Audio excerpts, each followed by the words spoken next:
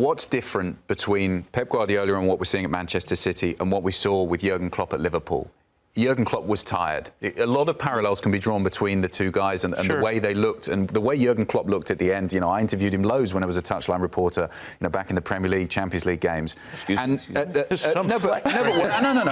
point I'm making is the point I'm making is that from the start, when the first one to the end, he looked completely different. He looked burnt out, and he was finished. And he said in those interviews, didn't he? I just can't keep going to the well. I'm running out of energy. I need a break. I need to go to, where is it, Mallorca? He's got his holiday home and just sit there and chill out. Yeah, I can't believe that Pep Guardiola isn't doing the same thing. Yeah, we don't know. It looks that way right now, but this is a guy that's going through a period in his career that he's never seen before.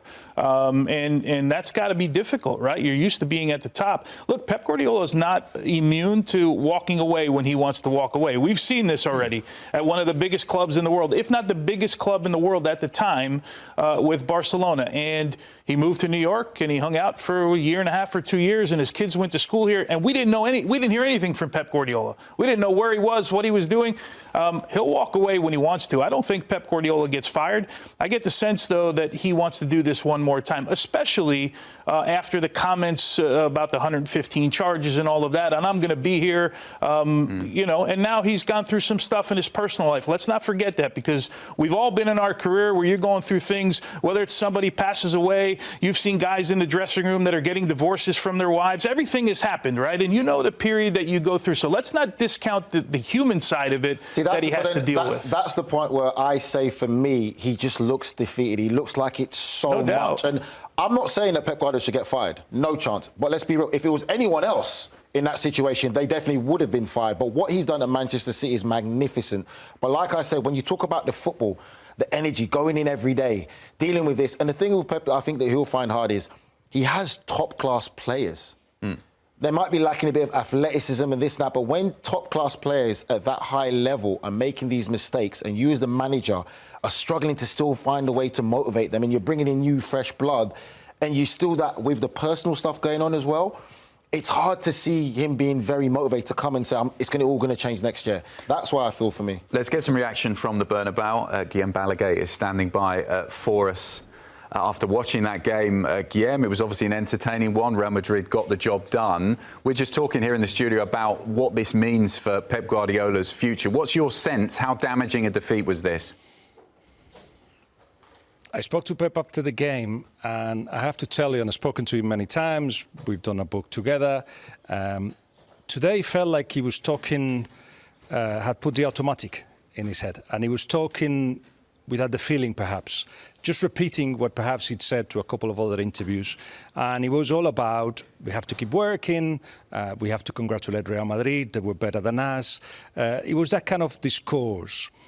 Because I feel that as the team, the club, himself, the director of football, everybody's decided that there's going to be a reset, that he's starting the project, the third project of his time at Manchester City. It means that he cannot say, 6 or 7 of the guys that play here, they're not going to be with me next season. It's going to be new people coming in. The summer will be a rebuild. And that's why he stayed 2 years. I hear you say about energy, and I'll tell you something interesting. I think everybody felt this was going to be Pep Guardiola's last season, including at the club. Perhaps even his closest people also felt the same. Even the FA in England felt that he was going to become the England national manager. It was 70-30, about September or so, in favour of England.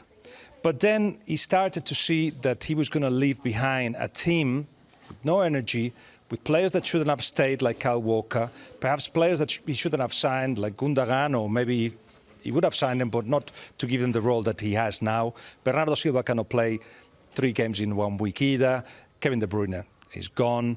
There's a lot of things that have to change. So instead of him saying, you know what, that's it, sorry, somebody else will have to deal with this, he felt, OK, I build this. Actually, I feel I have the energy, and this was important, to actually start over. And the starting over started in January, obviously, with the new signings. But it's going to be very dramatic because he, as you said, he left Barcelona because he didn't want to do what he's about to do here, which is to get rid of some of the people that have won a lot for him. Project 3 has started. Today was about this is what we got. There was a fragile optimism after Newcastle, but quite clearly the limits are obvious. The lack of energy is obvious. The mistakes, the individual mistakes, how can you correct that? But generally, the impression that as a team is a team that cannot compete at this level. That's obvious. And now he doesn't know what happens next because, nobody has got the formula for the perfect team, but he's going to give it a go. It's great we all say this rebuilding. There's a lot of different things when you talk about rebuilding, especially in England with the whole PSR rule and everything that's going on. The Premier League has become very competitive. It's not that easy to do such a rebuild because their rebuild is not a very simple thing. It's a long process. Is he going to stay there long enough to win another Premier League title with how competitive the other clubs are in the Premier League, or win a Champions League? Until then, he does bow out. Okay, so that's the problem as well. Let's do it then. From the starting 11 today, who do you keep? If you're rebuilding the team this summer, who out of the starting 11 stays? You have to keep Guardiola would stay. Guardiola will stay. The new young kid, Kushanov. Obviously, Haaland, and we know he's not in the starting line, but he is the focal Haaland, point, right? Phil Foden. Malmouche, Guardiola, Kushanov, the young kid they've just signed. Not as a right back. Not as a right back. Hopefully he can play centre back. Yeah. The one who plays centre midfield again today, sorry, name slips me. Well, you're naming a lot of players. Guillem said 7 or 8 guys that won't be there, right? They're the new ones who've just come in. Yeah, but they're going to get rid of Ederson's going to be out the door. He's going to head over potentially to Saudi Arabia. You got Kevin De Bruyne is going to be out the door. Bernardo Silva is going to be out the door. So you're already looking at 3. I don't even have to. Gonzalez will be the one who stays, and I think from that you look at it. I think Jack Grealish is probably going to go. Doku will be another one that stays. Then you've got Rico Lewis, who's a youngster coming through, and you'll keep Diaz. Keep Ruben Diaz, right, the centre back. Do you keep John Stones? I don't know if you keep Rodri, you've got him coming back. Rodri will be coming back. Yeah, I'm thinking about the rest of that lineup today.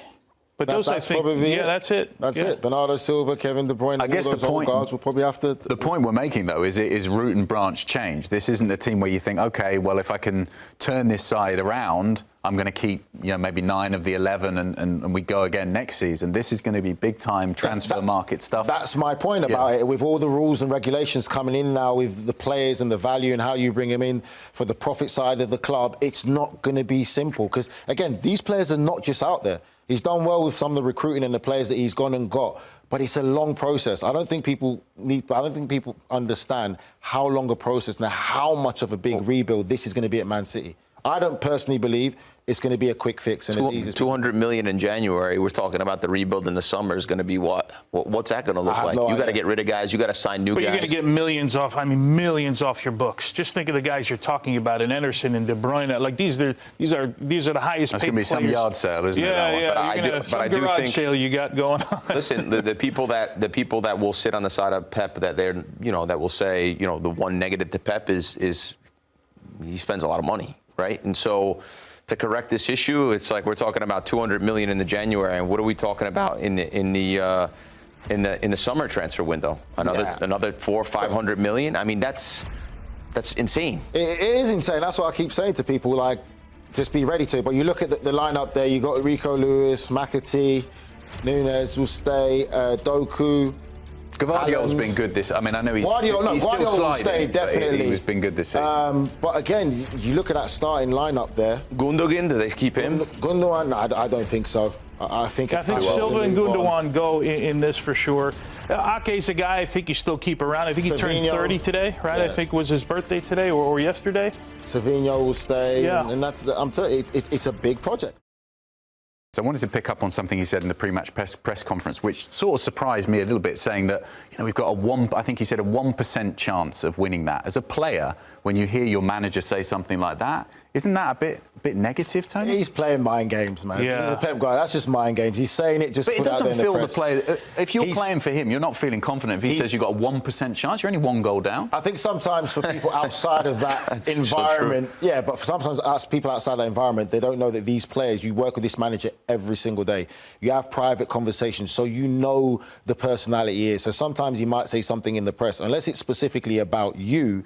You just take it with a pinch of salt. So he's just playing mind games. So I don't think the players would ever been affected by his comment. Even he said it publicly.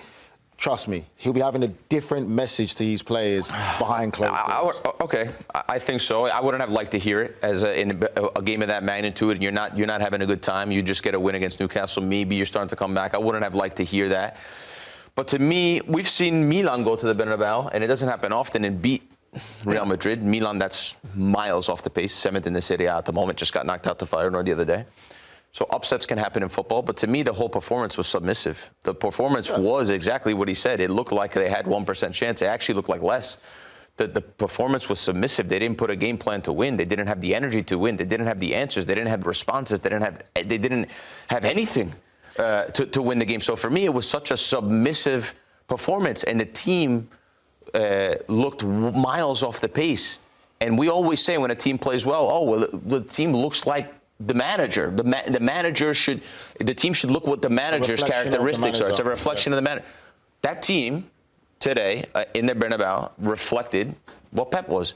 Mush, we have 1% chance of winning, no energy, and no answer for that. And I'm not saying there is an answer because Real Madrid were amazing, but submissive performance. The counter argument to that is what people would say is that, and which Pep leaves himself open to, is they were like, you have weapons on the bench. You could have started Doku. We know what Doku can be, and he can be a handful if he starts. I don't know if he's fit or not. I'm not talking about the fitness side of it. Let's just say that they're all fit. You had Grealish and you had Doku, who could have given you a complete different dynamic to a game that you are chasing away at the Bernabeu, which maybe made Mendy or Valverde have to defend more because Doku's very quick.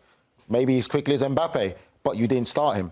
So like Grella said, he's right. The team that he started could be a reflection of him. You concede a goal 4 minutes into the game. The game's over after 4 minutes. Especially the Bernabeu, yeah.